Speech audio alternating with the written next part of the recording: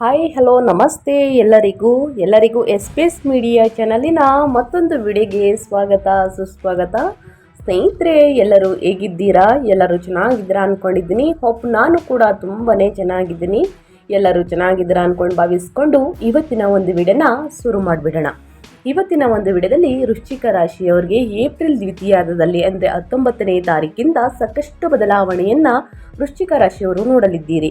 ಅದರಲ್ಲಿ ನಿಮ್ಮ ವ್ಯಾಪಾರದಲ್ಲಾಗಬಹುದು, ವ್ಯವಹಾರದಲ್ಲಾಗ್ಬೋದು, ಹಣಕಾಸಿನಲ್ಲಾಗ್ಬೋದು, ನಿಮ್ಮ ವೃತ್ತಿ ಜೀವನದಲ್ಲಿ, ನಿಮ್ಮ ಉದ್ಯೋಗದಲ್ಲಿ ಏನೆಲ್ಲ ಬದಲಾವಣೆಗಳನ್ನು ನೋಡಲಿದ್ದೀರಿ, ಯಾವುದರ ಬಗ್ಗೆ ಮುಂದಿನ ದಿನಗಳಲ್ಲಿ ವೃಶ್ಚಿಕ ರಾಶಿಯವರು ಎಚ್ಚರಿಕೆ ವಹಿಸಬೇಕು ಅನ್ನೋದನ್ನ ಕಂಪ್ಲೀಟಾಗಿ ಇದೇ ವಿಡಿಯೋದಲ್ಲಿ ತಿಳಿಸ್ಕೊಡ್ತಾ ಹೋಗ್ತೀನಿ.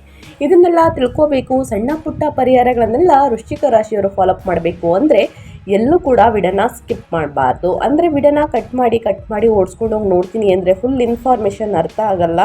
ಸೊ ಹಾಗಾಗಿ ಎಲ್ಲ ವಿಡಿಯೋದಲ್ಲೂ ತಿಳಿಸ್ತಾ ಇರ್ತೀನಿ. ಮೊದಲಿಂದ ಕೊನೆ ತನಕ ವಿಡಿಯೋನ ವಾಚ್ ಮಾಡಿ.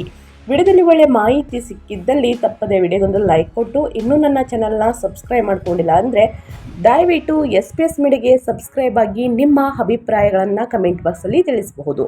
ಯಾರೆಲ್ಲ ಸಬ್ಸ್ಕ್ರೈಬ್ ಮಾಡಿಕೊಂಡು ಪ್ರತಿನಿತ್ಯ ವಿಡಿಯೋ ವಾಚ್ ಮಾಡ್ತಿದ್ರಾ ಅಂಥವರಿಗೆ ಥ್ಯಾಂಕ್ ಯು ಸೋ ಮಚ್ ಅಂತ ಹೇಳ್ತಾ, ಸ್ನೇಹಿತರೆ ಕಮೆಂಟ್ ಬಾಕ್ಸಲ್ಲಿ ದಯವಿಟ್ಟು ಓಂ ಶಾಂ ಶನೇಶ್ವರಾಯ ನಮಃ, ಓಂ ನಮ ಶನಿದೇವರಾಯ ನಮಃ ಅಂತ ಕಮೆಂಟ್ ಮಾಡಿ ಸ್ನೇಹಿತರೆ.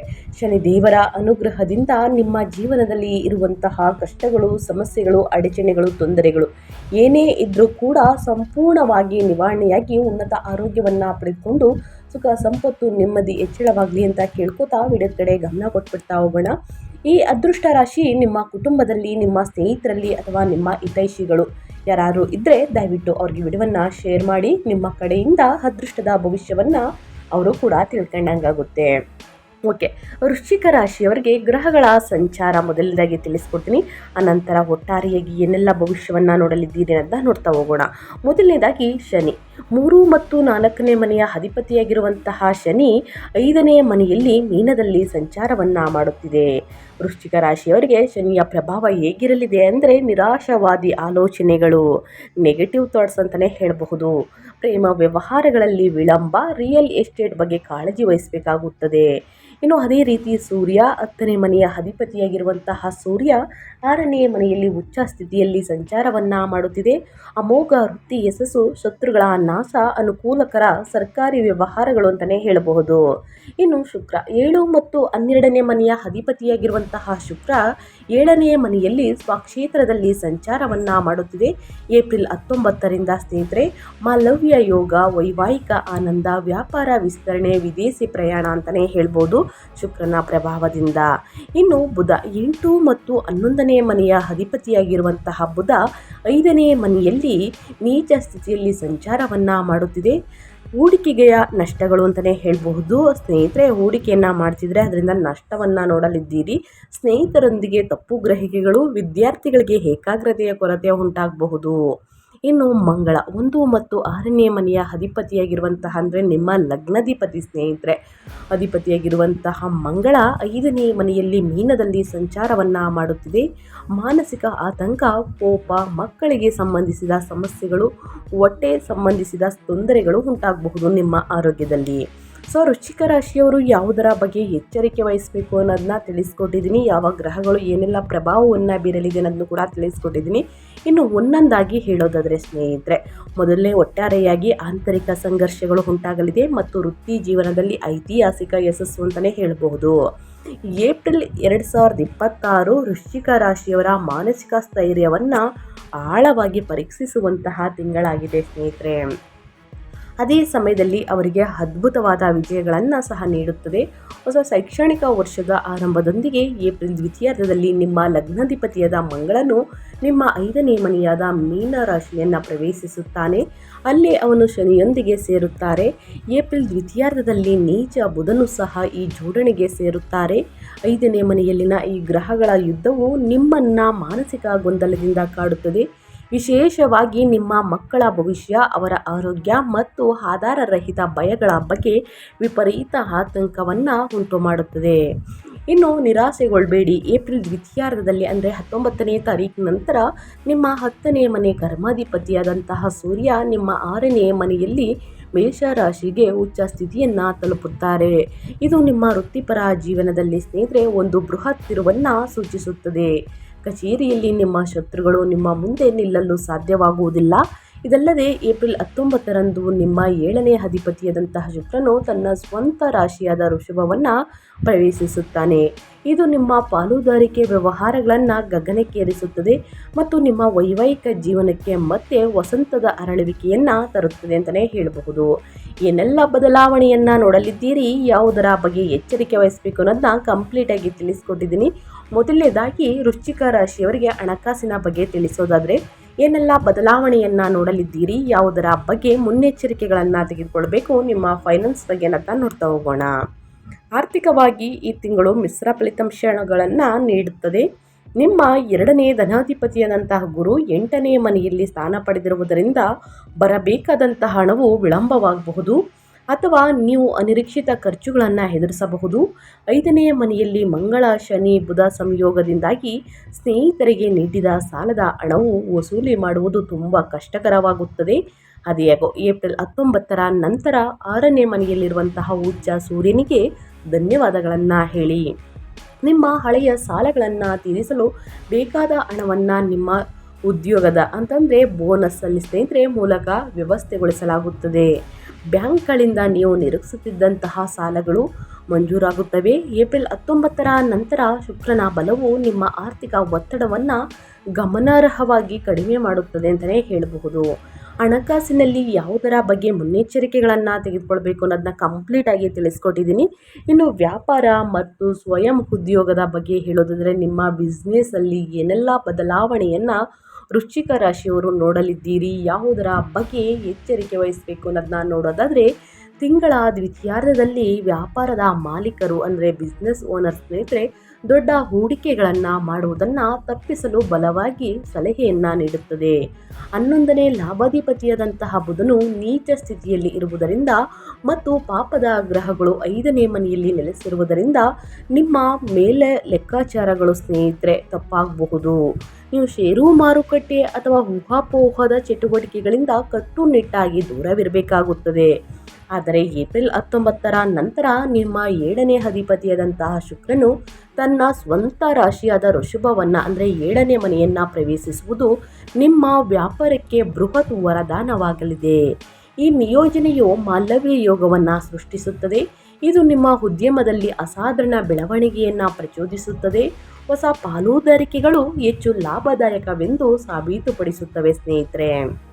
ಇದು ಸೌಂದರ್ಯ, ಫ್ಯಾಷನ್, ಹೋಟೆಲ್ ಮತ್ತು ಐಷಾರಾಮಿ ಲಕ್ಸುರಿಯಂತಹ ವಲಯಗಳಲ್ಲಿನ ಉದ್ಯಮಿಗಳಿಗೆ ಅಸಾಧಾರಣ ಲಾಭವನ್ನು ಗಳಿಸುವಂತಹ ಅವಧಿಯಾಗಿದೆ ಅಂತಲೇ ಹೇಳಬಹುದು.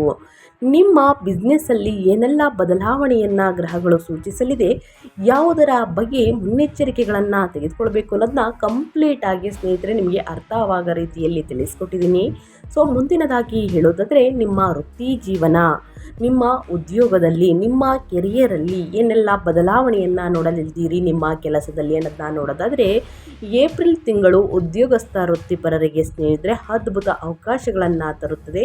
ಗ್ರಹಗಳ ಸಂಚಾರ ಮತ್ತು ಗ್ರಹಗಳ ಸ್ಥಾನ ಬದಲಾವಣೆಯಿಂದ ಆಗುವಂತಹ ಪ್ರಭಾವದಿಂದ ವೃಶ್ಚಿಕ ರಾಶಿಯವರಿಗೆ ಏಪ್ರಿಲ್ ದ್ವಿತೀಯಾರ್ಧದಲ್ಲಿ ನಿಮ್ಮ 10ನೇ ಮನೆ ಅಧಿಪತಿಯಾಗಿರುವಂತಹ ವೃತ್ತಿಕಾರಕ ಸೂರ್ಯ ನಿಮ್ಮ 6ನೇ ಮನೆಯಲ್ಲಿ ರೋಗ, ಶತ್ರು, ಸೇವೆಯ ಮನೆ ಅಂತಲೇ ಹೇಳ್ಬೋದು 6ನೇ ಮನೆ ಉಚ್ಚ ಸ್ಥಿತಿಯನ್ನು ತಲುಪುತ್ತಾರೆ.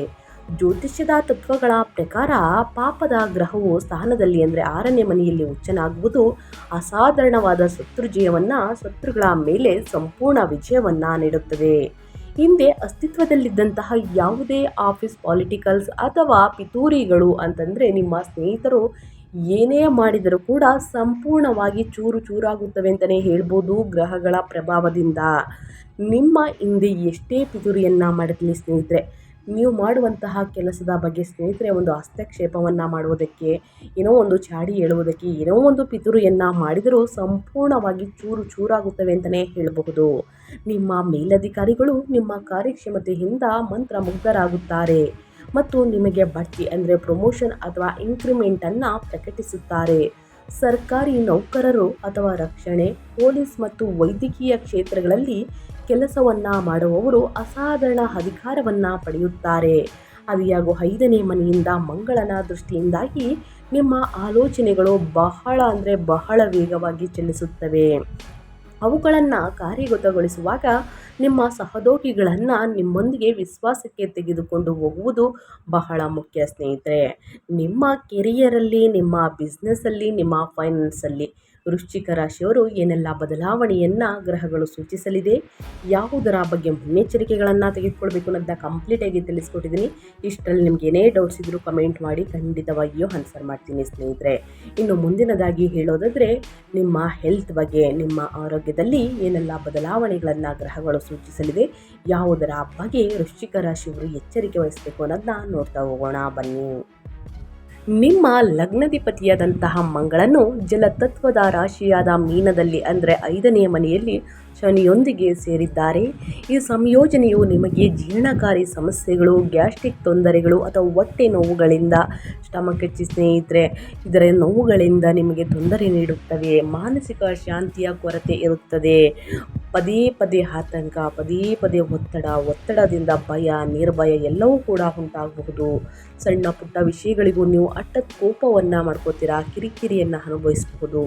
ಏಪ್ರಿಲ್ ದ್ವಿತೀಯಾರ್ಧದಲ್ಲಿ ಸೂರ್ಯನ ಉಚ್ಚ ಸ್ಥಿತಿಯು ನಿಮ್ಮ ರೋಗ ನಿರೋಧಕ ಶಕ್ತಿಯನ್ನು ನಾಟಕೀಯವಾಗಿ ಹೆಚ್ಚಿಸುತ್ತದೆ. ದೀರ್ಘಕಾಲದ ಕಾಯಿಲೆಗಳಿಂದ ಪರಿಹಾರವನ್ನು ನೀಡುತ್ತದೆ.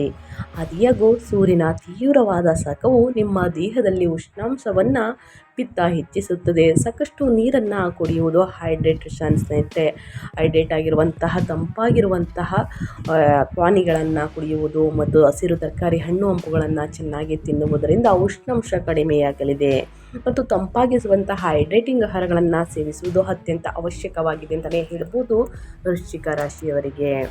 ಇನ್ನು ಸ್ನೇಹಿತರೆ, ನಿಮ್ಮ ಕುಟುಂಬ ಮತ್ತು ವೈಯಕ್ತಿಕ ಸಂಬಂಧಗಳ ಬಗ್ಗೆ ಹೇಳೋದಾದರೆ ಏನೆಲ್ಲ ಬದಲಾವಣೆಯನ್ನು ಗ್ರಹಗಳು ಸೂಚಿಸಲಿದೆ, ಯಾವುದರ ಬಗ್ಗೆ ಎಚ್ಚರಿಕೆ ವಹಿಸಬೇಕು ಅನ್ನೋದನ್ನ ನೋಡ್ತಾ ಹೋಗೋಣ. ಕೌಟುಂಬಿಕ ಜೀವನದಲ್ಲಿ ನಿಮ್ಮ ಫ್ಯಾಮಿಲಿ ಲೈಫ್ ಬಗ್ಗೆ ಹೇಳೋದಾದರೆ, ನಿಮ್ಮ ಪ್ರಾಥಮಿಕ ಆಲೋಚನೆಗಳು, ಥಾಟ್ಸ್ ಅನ್ನೋದಿರುತ್ತಲ್ಲ ಸ್ನೇಹಿತರೆ, ಅದು ನಿಮ್ಮ ಮಕ್ಕಳ ಸುತ್ತುವಂತಹ ತಿಂಗಳು ಇದಾಗಿದೆ ಅಂತಲೇ ಹೇಳಬಹುದು. ನಿಮ್ಮ 5ನೇ ಮನೆಯ ಅಂದರೆ ಮಕ್ಕಳ ಮನೆ ಮೇಲೆ ಪಾಪದ ಗ್ರಹಗಳು ಶನಿ, ಮಂಗಳ ಮತ್ತು ರಾಹುವಿನ ದೃಷ್ಟಿ ಭಾರೀ ಪ್ರಭಾವದಿಂದ ಬೀರಲಿದೆ. ನಿಮ್ಮ ಮಕ್ಕಳ ಶಿಕ್ಷಣ, ಆರೋಗ್ಯ ಅಥವಾ ಅವರ ಹಠಮಾರಿ ವರ್ತನೆ ನಿಮಗೆ ತೀವ್ರ ಆತಂಕವನ್ನು ಉಂಟು ಮಾಡಬಹುದು. ನೀವು ಅವರನ್ನು ಅತ್ಯಂತ ತಾಳ್ಮೆಯಿಂದ ನಿಭಾಯಿಸಬೇಕಾಗುತ್ತದೆ. ವೈವಾಹಿಕ ಜೀವನಕ್ಕೆ ಸಂಬಂಧಿಸಿದಂತೆ ಏಪ್ರಿಲ್ 19ವರೆಗೆ ನಿಮ್ಮ ಸಂಗಾತಿಯೊಂದಿಗೆ ಸಣ್ಣ ಪುಟ್ಟ ವಾದ ವಿವಾದಗಳು ಬರಬಹುದಾದರೂ ಏಪ್ರಿಲ್ 19ರ ನಂತರ 7ನೇ ಅಧಿಪತಿಯಾಗಿರುವಂತಹ ಶುಕ್ರನು ತನ್ನ ಸ್ವಂತ ರಾಶಿಯನ್ನು ಪ್ರವೇಶಿಸುವುದು ಅದ್ಭುತ ಸುದ್ದಿಯಾಗಿದೆ. ಗಂಡ ಮತ್ತು ಹೆಂಡತಿಯ ನಡುವೆ ಪ್ರೀತಿ ವಾತ್ಸಲ್ಯ ಹೆಚ್ಚಾಗಲಿದೆ ಸ್ನೇಹಿತರೆ, 10 ಪಟ್ಟು ಹೆಚ್ಚಾಗಲಿದೆ ಅಂತಲೇ ಹೇಳಬಹುದು.